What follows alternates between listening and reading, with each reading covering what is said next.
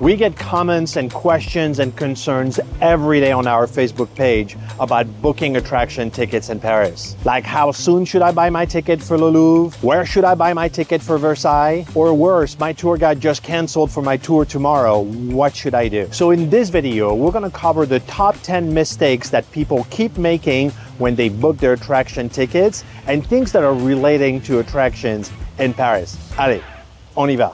And the first mistake people make is buying their tickets from the wrong website, or worse, buying it from a stranger in the street. So let's get this out of the way. Don't ever buy your ticket from a stranger outside of a venue, or from someone looking somewhat official. Not a single attraction in Paris sells their ticket that way. It's guaranteed that you will get scammed. And they can be very slick, saying something like, I have 2 extra tickets, do you guys want them? And then they'll ask for money for what will be a fake ticket. The French police recently dismantled an organized group of over 30 people in Paris that sold fake tickets outside big attractions. But it's just a matter of time before a new group does the exact same thing. So the golden rule in Paris: don't ever buy a ticket from a stranger right outside the venue. The best place to buy your attraction tickets is from the official attraction website. When you buy from other vendors, you pay a premium upsell fee and you risk unnecessary cancellations, but more on that later.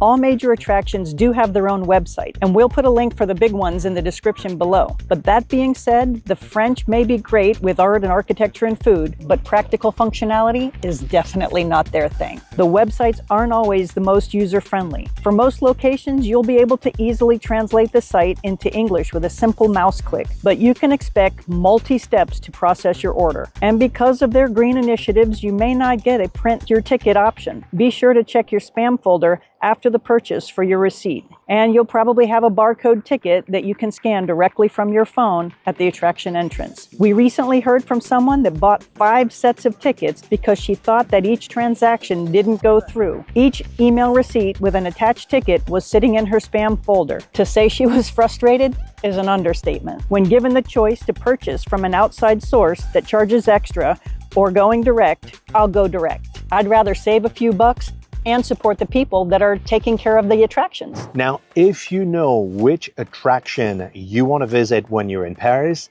do not wait before you buy your tickets. Major venues like Le Louvre, Versailles, and Orsay can get sold out pretty quickly in high season. Some locations like Le Louvre have recently started to limit the number of people they let in per day. So once the ticket for a specific day are sold out, that's it.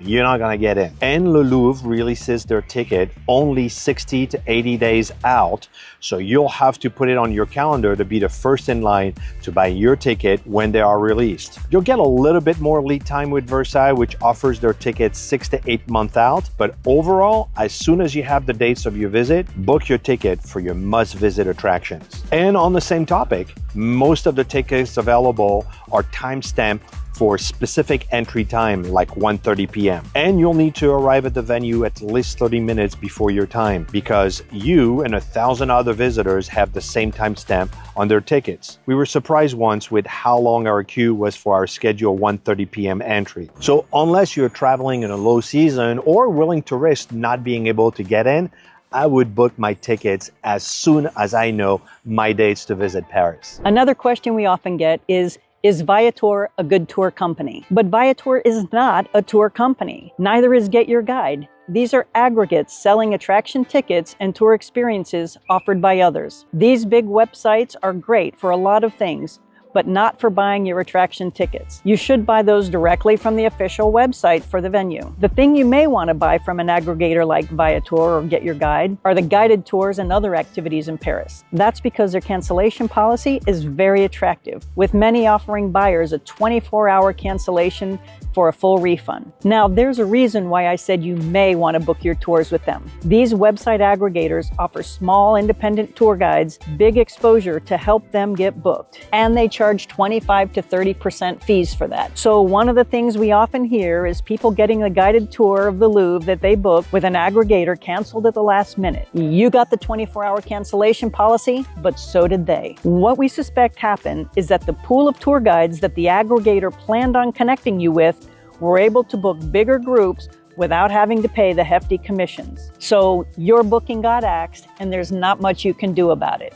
You should definitely have a plan B if you're booking that way. Another thing that can go wrong with the attractions is not wearing the right thing. Now, I know you're in Paris and you want to look fabulous, especially for those pictures. But remember that the Louvre is 9 miles of galleries and 3 buildings covering 4 floors and lots of stairs and hallways. And Versailles is also enormous, with cobblestones and dirt paths through the gardens. And trust me, the glamorous shots of fashionable ladies climbing the Eiffel Tower, those are fake. You don't want to do that. You're much better off in sneakers than heels or fancy shoes. And if you're traveling in the hot summer months, remember that kings of France did not design the Louvre or Versailles with air conditioning. It's just plain hot. Plan on light cotton or linen clothes and comfortable shoes. You can still look fabulous without sore feet or dripping in sweat. Finding a great guide in Paris can be very challenging, so we've put a page on our website listing all our favorite guides for things like Le Louvre, Giverny, or Versailles. There's a link in the description. Check it out and see if there is the right guide for you. The next mistake that people make is missing an attraction they booked because they overslept. And I totally get that many people want to hit the floor running when they arrive in Paris. The adrenaline and excitement is palpable for many folks. But if you don't manage yourself, jet lag will rear its ugly head on day 2, and getting out of bed for your 9 a.m. guided tour will feel like torture. When we land in Paris, the first thing we do is we take a power nap to take the edge off. And if it's your honeymoon, well, you can take a naughty nap. But get some rest and then go visit Paris. Then go for a walk, wander in the streets of Paris, grab a light dinner in a cafe, and go to bed early. But even though it's a long day after what was probably a sleepless night on the plane, try to push yourself to stay up until at least 9 p.m. That will help you acclimate to the French time on day 2. Still, we don't recommend buying tickets or booking a guide first thing in the morning on the second day. Take a leisure morning, walk the streets of Paris, see some sites that don't require tickets. Too many people have overplanned this and were disappointed and wasted a lot of money. Another mistake people make is not taking advantage of Paris Museum passes. Paris offers 2 different kinds of pass, the Paris Museum Pass and the Paris Pass. And these are perfect for people who want to see lots of stuff while they're in town. We'll put a link to the description below so you can check them out and see if it's a good fit for you. Earlier this year, we did a video where we tested the 48-hour Paris Museum Pass and visited as many as we could to see if it was worth it. We actually saw 8 museums in 48 hours. The bottom line is, if you're planning on bouncing from one attraction to the next during your stay, then the pass is a great deal. Now, the Paris Museum Pass is run by the city and offers mostly museum access. They offer a 2, 4, and 6-day pass. They give you access to all the Paris museums, including the Louvre, Versailles, or Orsay, but also monuments like the Arc de Triomphe. On the other hand, the Paris Pass is run by a privately owned company, and it actually includes the whole Paris Museum Pass and all that goes with that, but also river cruises, hop-on, hop-off buses, and other activities as well. And they have a 2, 3, 4, or 6-day pass available. The more days you buy, the more you save, and the busier you are, well, the more you can see. But both passes are great ways to maximize all you can do in the City of Lights. The next mistake is overscheduling your itinerary. We've heard it from many people that they end up only doing half of their itinerary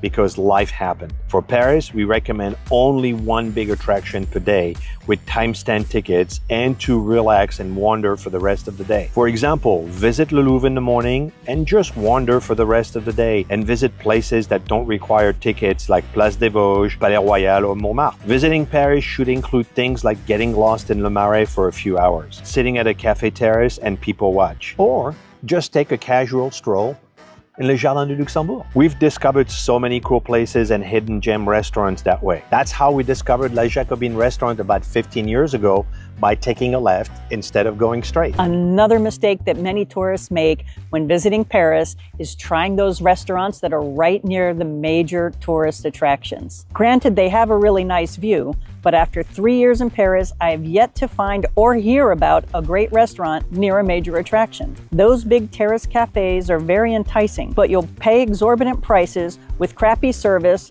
and not the best food of town. And you'll probably find some scams with hidden minimum credit card charges or waiters demanding tips. The worst restaurants and cafes we know are all around major attractions. Just walk another 5 minutes and you'll discover all kinds of hidden gems serving amazing food at very affordable prices. As a matter of fact, the best restaurants we've ever found in Paris are on the small side streets, and you can find them not too far from big attractions. And if you're interested in knowing where to eat in all of these places, we put together a guide with 125 of our favorite spots all around Paris, arranged by arrondissement, so you'll know where to go close to where you're going to see things. And last but not least, another mistake that people make is not doing research and knowing exactly what they want to see when they're in Paris. And what's worse than coming home from your dream vacation and finding out about things you would have loved to see or do? You can avoid the "I wish I knew that" feeling just with a little bit of homework in advance. Imagine how much more you would enjoy Le Louvre